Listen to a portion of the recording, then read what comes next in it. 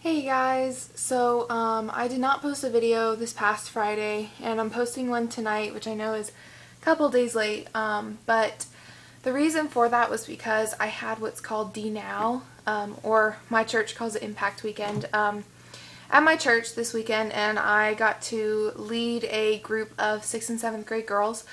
So if you don't know what D-Now is, basically our youth group gets split into different host homes by age and grade and gender, and you stay at that host home all that weekend, and we go to worship services throughout the weekend and do in-home Bible studies together, and it's just a great weekend of fellowship and just growth in the Lord. So that's why I didn't post on Friday, but I'm posting for you guys now, and I just wanted to kind of talk about what God did in my life this weekend. So first off, it was cool because I got to teach these girls lessons, and that was really cool to see that God can use me in the lives of other people. But what was really cool was that God also used these lessons and what was going on during Impact in my life as well. So this weekend was all just about how God is so worthy of being the ruler of our lives.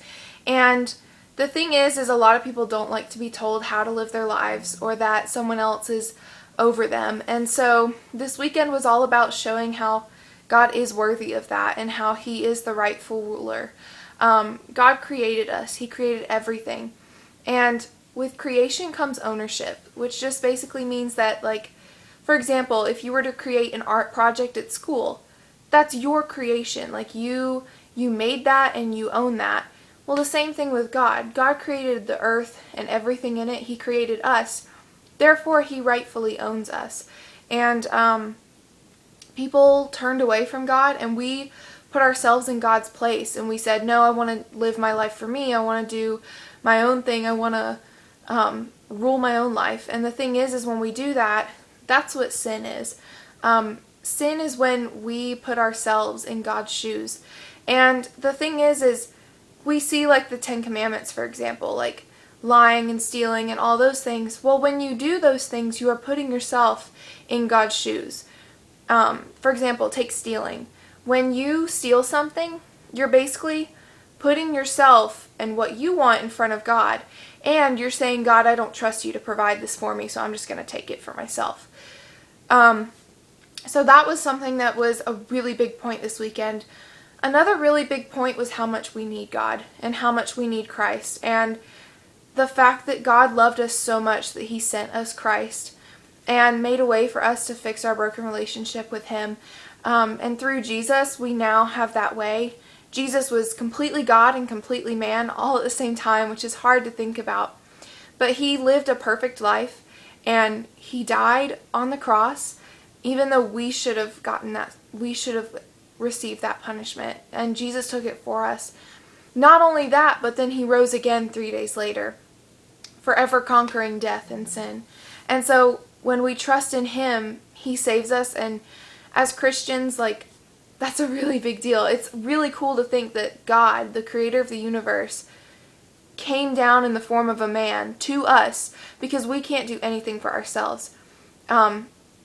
This weekend I was reminded that Christianity is very similar to other religions in the world. Christianity notices that there's a problem with the world. Christianity, it notices that, and I think every religion notices that and tries to find a way to fix that. But all other religions, when it comes to finding that peace and everything, they all tell you to look inside of yourself. Find your inner peace. Look inside of you for the answers. Christianity says to look outside of yourself and to look to another person, the one and only perfect person to ever live, and that was Jesus.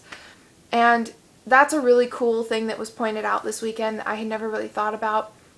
And so I just hope that this video has encouraged you guys a little bit. Something else that was said too was that for Christians, this earth is as close to hell as we're ever going to get. And for me, that was really encouraging. I've been going through quite a bit in my personal life, and so for me, like, it was really cool to hear that and just be reminded that, God is in control, and that He is number one. It was such a cool experience to get to lead the girls and teach these lessons, and I loved the fact that I could see my faith being played out and that God was using me.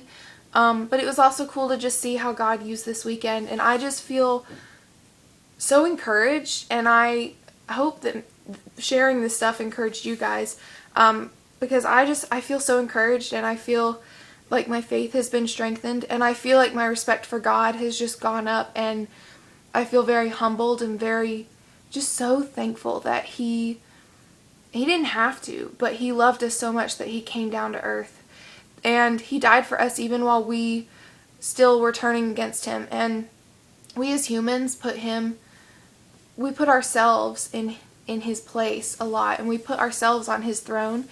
And when you realize that that's what sin is, sin becomes very personal, because our relationship with God is very personal.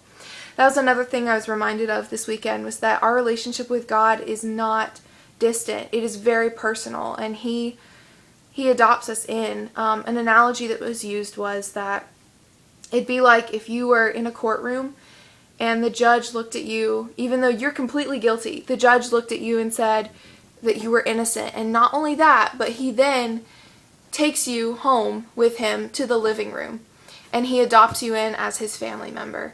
That's what God does to us, and God brings us in even though we are guilty. He says that we're innocent, and then he adopts us in as his own children, and that's really cool.